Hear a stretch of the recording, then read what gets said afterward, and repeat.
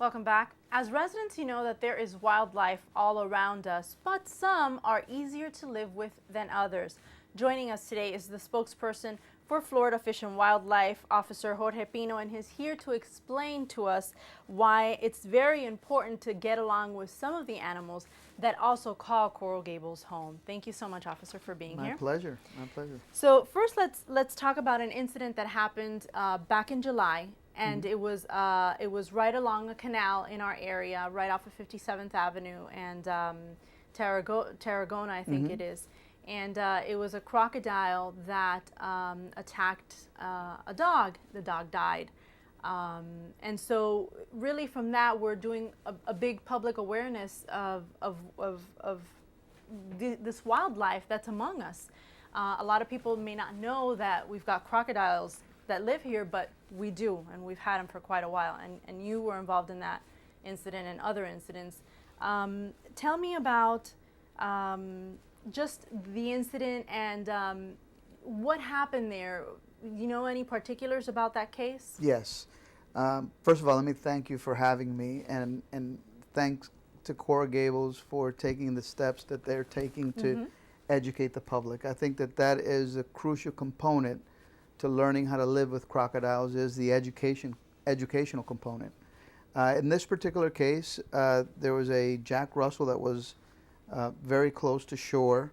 It was as the sun was setting when the crocodiles are most active, and the crocodile perceived the dog as a food source and immediately rushed up to it, grabbed it, and killed it, unfortunately.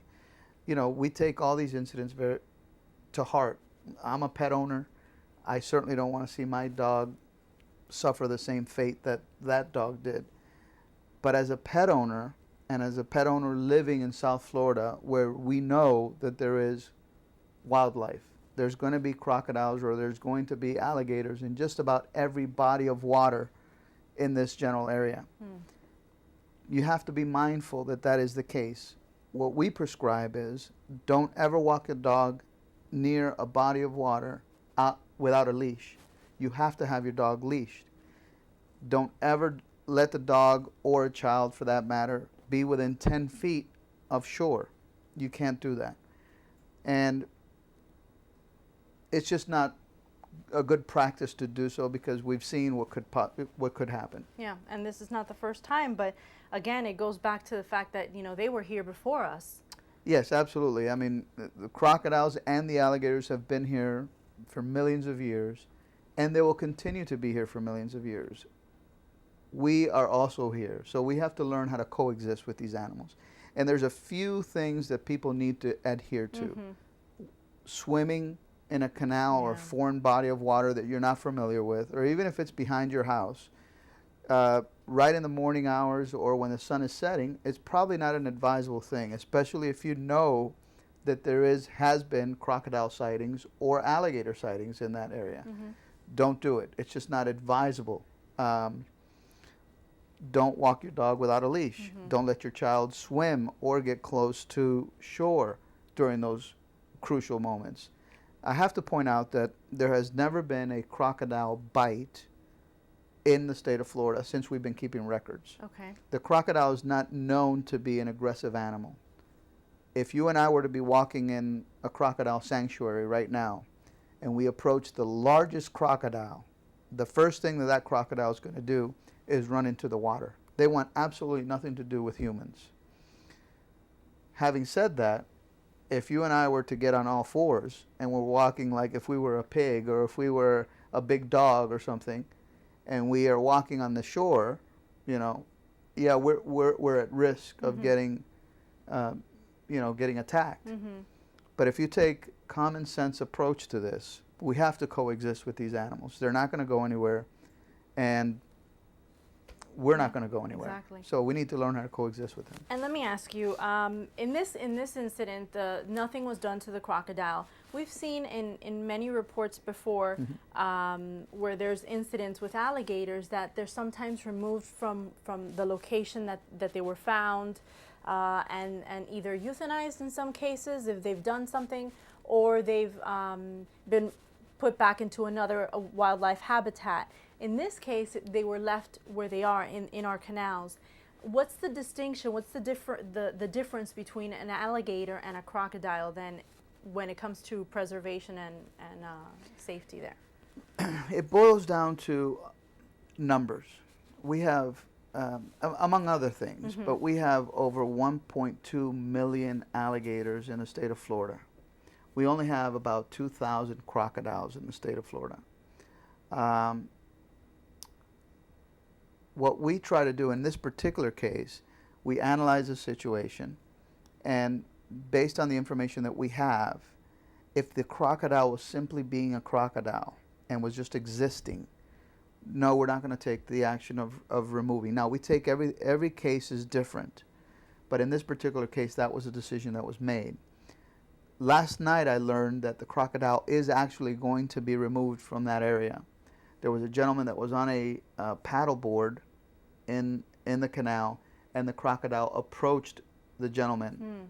So that is where we get a little bit, or we certainly do get involved when there's a human crocodile interaction. If it's a dog crocodile interaction, then we have to assess every case as a case-by-case basis. And like you said, they've got to be leashed, and the dog that this happened to, that Jack Russell Terrier, wasn't even leashed. That's correct. That's correct. So we take everything into consideration. A crocodile will be a crocodile. If he's hungry, he's going to, go for prey that is within its ecosystem. Now, people may perceive the crocodile as an aggressive animal. They're not aggressive. They're actually fearful of us. They want to get away from us. But one thing that I have to definitely mention here is never, ever, ever feed a crocodile, or an alligator for that matter.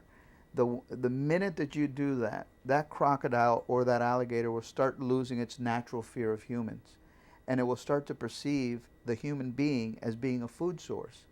So we don't want that. We certainly don't want that. So as the humans in the equation here, we can take certain steps to prevent this from happening. And I know that our police department has done a lot of proactive things lately.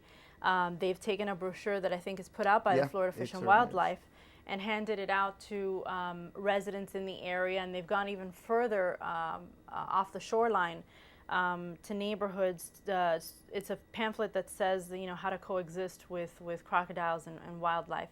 And so they're just trying to get the word out that those that don't know that we've got alligators or crocodiles in our canals, letting them know about that. And they also are asking people if they see anyone on the shoreline, if they see any animals that are unleashed, to please call the police department as well. So they're really doing what they can, but really it's up to residents. And some residents might also say, well, what is it going to take for there to be action? Does a child have to get attacked before something is done? There might be outrage because a dog was taken, and then they think, well, what about if it gets to a child? What does it have to get to that point? What's your response to that? No, my response is absolutely not. It's never been that way. There has never been a documented crocodile bite on a human being in Florida. It just doesn't happen. If we take, as responsible human beings, the necessary precautions to avoid a situation like the one you just described from happening, we're never going to have to worry about that. If you, as a father, and I have my 2 kids, I won't let them go near a body of water during those special times because it's just not conducive. It's not a good idea to do that.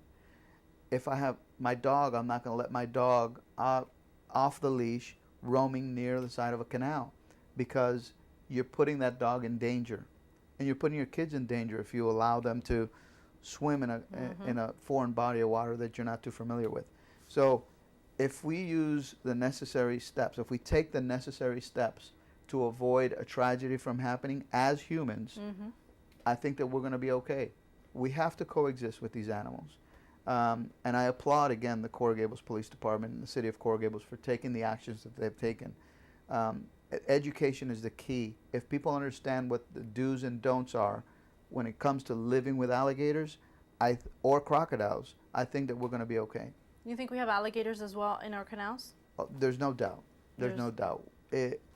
I think that every body of water in Florida has alligators, and down here and further south you get, they'll have crocodiles.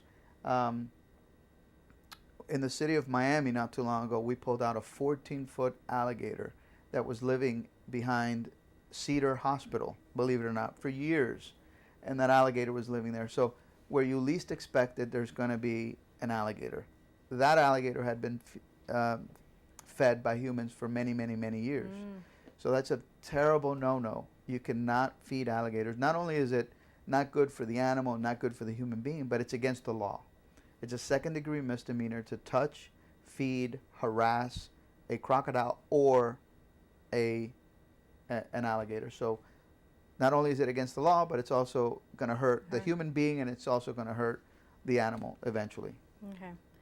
So thank you so much, officer. We appreciate it. And basically, the thing to do is to have your animals on a leash at all times, and really not to get in the water if it's dawn or dusk. Yes, and you know, advise your citizens. It's very important that if they have any questions, we not only do we put out that brochure, but we have extensive information on living with alligators and living with crocodiles on our website, which is myfwc.com. And everything they need to know is there. If they have any questions, they can call the Florida Fish and Wildlife. We'll be more than happy to send somebody out or have them speak to the biologist, so the biologist can give them biological information about the animals also. All right. Thank you very much. My pleasure. And if you see anyone that's walking near a canal way too close to the edge, or have any animals that you see are unleashed and you're concerned, the police department does want to hear from you. Their non-emergency number is 305-442-1600. There's still much more to come on Coral Gables Now. Coral Gables will be a hotspot for filming. I'll tell you why, coming up on City News. And a popular Halloween hangout is back. We'll tell you about a safe and fun event that you can take your kids to.